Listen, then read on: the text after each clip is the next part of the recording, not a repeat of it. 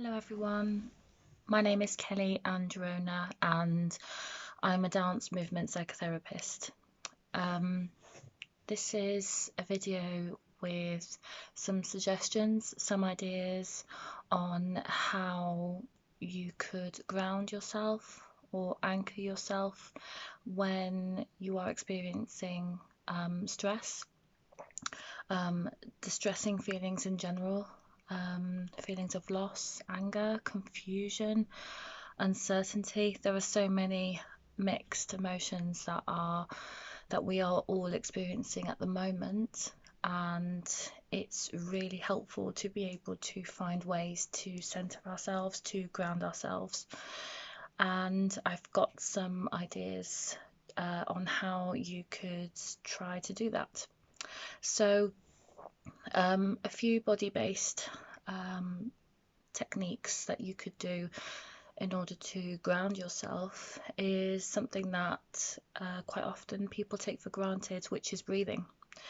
Now, you could do this with your hand on your chest or on your diaphragm, or with your hands just down. You could do it with your eyes open or closed. It's completely your choice. And all you need to do is to breathe in through your nose and exhale through your mouth. And what we can add to that is the 7-11 technique. So it's inhaling, so breathing in for 7 and then exhaling for 11. So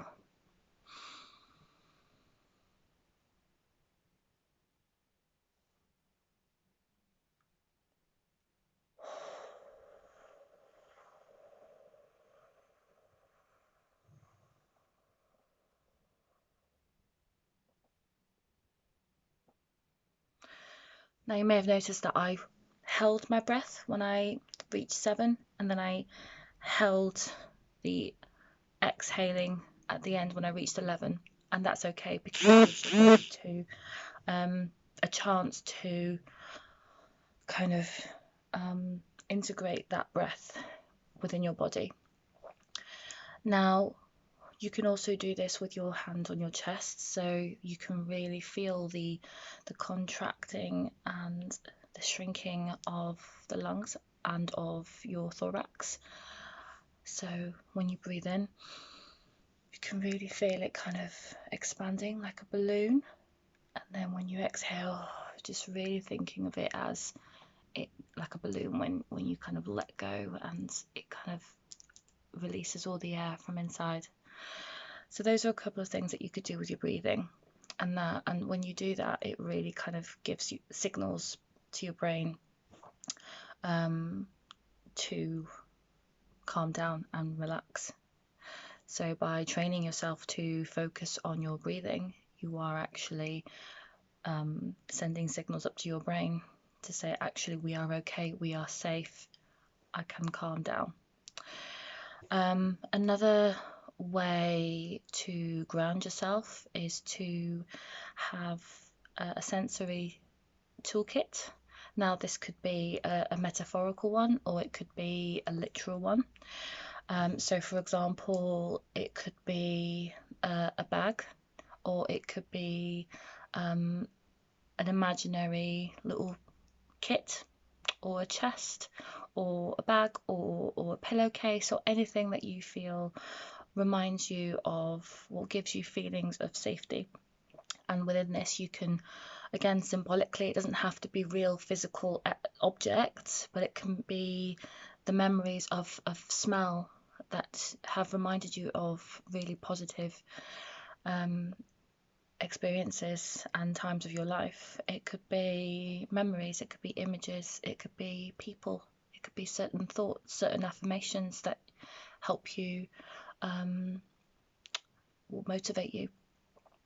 Anything that you find that feels safe or kind of helps you go to a safe place. Again, this could be imaginary or literal.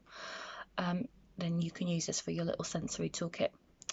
And you can call it a safety toolkit or a safety bag, or or you can call it whatever you want. It's entirely up to you. Another idea that I could recommend is, and this is more thought-based as opposed to body-based.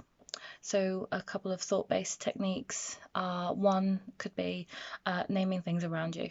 So I find that when I'm experiencing a panic attack, if I start noticing things around me and naming them in the space that I'm in, then that can help my refocus my brain and distract it from the actual panic attack symptoms, and kind of refocus it back onto something completely different.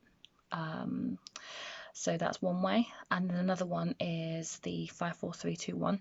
So it's thinking of 5 things you can see, 4 things you can touch, 3 things that you can hear, 2 things you can smell, and 1 thing you can taste. And that could be things that you actually, that are around you in the environment, or not. And that can hopefully start to bring down the anxiety. We get your brain to refocus as well. So I hope you enjoyed this video. These are just a few ideas to kind of get you going, and the important thing about these ideas is not to try them as a one-off. It's to actually integrate them within your daily routine, within your daily lives, and that could be just one of them, or it could be all of them, or it could be 2 or 3 of them. It's completely up to you, and not every single thing works for every single person. We all have different ways of coping, and the way our nervous system works, it differs from person to person. So I wouldn't expect all of these techniques to work for everybody, but this is just some ideas to get you going, and I really hope you benefit from some of these. And yeah, thank you very much for listening.